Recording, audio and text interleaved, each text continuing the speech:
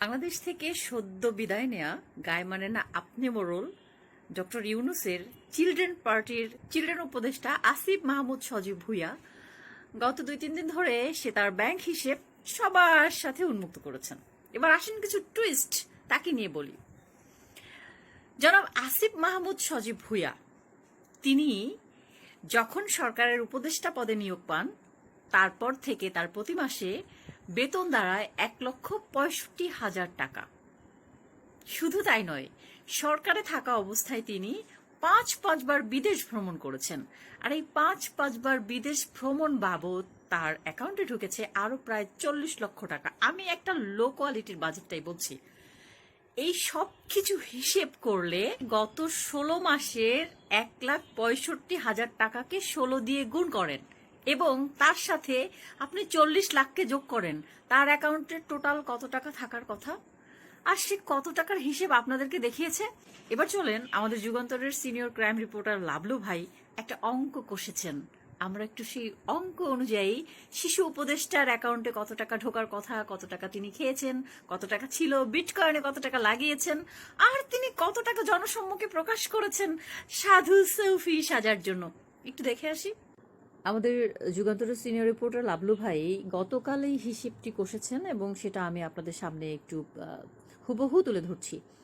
তিনি এখানে প্রথমে দিয়েছেন 1,65,000 গুণ 16 এবং সমান সমান হচ্ছে 26,40,000 টাকা। মানে শিশু উপদেষ্টা গত 16 মাসে 1,65,000 টাকা করে সরকার থেকে যে বেতনটা পেয়েছে, সেটা এই 16 মাসে গড় হিসেব করলে তার অঙ্ক দাঁড়ায় 26,40,000 টাকা।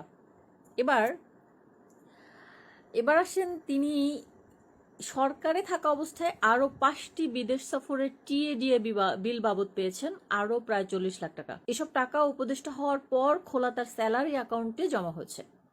তাহলে সরল হিসেবে বেতন ভাতা বাবদ 26,40,000 টাকা যোগ টিএডিএ বাবদ 35 লক্ষ টাকাই ধরলাম, তাহলে টোটাল আসে 61,40,000 টাকা তার স্যালারি অ্যাকাউন্টে জমা হওয়ার কথা। কিন্তু স্যালারি অ্যাকাউন্টে মোট জমা হয়েছে 85,81,000 টাকা, আর তোলা হয়েছে 76,03,000 টাকা। তার মানে সরল হিসেবেই বলা যায় যে এই টাকাটা গরল ধরা যায়। তাহলে তার প্রকাশিত তথ্যই তাকে আটকাতে পারে দুর্নীতি দমন কমিশন, কারণ তিনি যে তথ্য জনসম্মুখে প্রকাশ করেছেন তার ব্যাংক অ্যাকাউন্টের, আর আপনি তার 16 মাস হিসেব করে এই তথ্যর চেয়ে যখন বেশি পাচ্ছেন, তাহলে আপনি তাকে দুদক অবশ্যই জিজ্ঞাসাবাদ করতে পারে বাড়তি টাকাটা কোত্থেকে আসলো। এবার আসেন, আপনাদের মনে হয়তো প্রশ্ন জাগতে পারে এত হিসেব নিকেশ কেন করছি। তাহলে বলে শুনুন, বিটকয়েন খ্যাত ভাতিজা আসিফ মাহমুদ স্ট্যান্ডবাজি করতে নিজেই মোট 9টি ব্যাংক হিসেবে থাকা প্রায় 15.5 লক্ষ টাকার তথ্য প্রকাশ করেছেন। বিএফআইইউ ব্যাংক হিসেবের তথ্য তলবের পর নিজের 2টি, বাবার 5টি এবং মা ও স্ত্রীর 1টি করে মোট 9টি ব্যাংক হিসেবে থাকা প্রায় 15.5 লাখ টাকার তথ্য প্রকাশ করেছেন তিনি। প্রকাশিত হিসেব অনুযায়ী আসিফের নিজের 2 অ্যাকাউন্টে আছে 9,78,556 টাকা, আর পরিবারের অন্য সদস্যদের অ্যাকাউন্টে মোট আছে 5,69,478 টাকা। Okay fine. নিজের নামে 2টি ব্যাংকে অ্যাকাউন্টের মধ্যে সোনালী ব্যাংকের একটি সেভিংস অ্যাকাউন্টে আছে 9,930 টাকা। এবার দেখেন, আর সরকারে থাকা অবস্থায় একটি স্যালারি অ্যাকাউন্ট করেছিলেন, সেখানে 16 মাসে গড়ে 1,65,000 টাকা করে বেতন ভাতা এবং 5টি বিদেশ সফরের জন্য সরকারি টিএডিএ বিল ও এই হিসেবে এসেছে। এটি সব মিলিয়ে হতে পারে 35 থেকে 40 লক্ষ টাকা।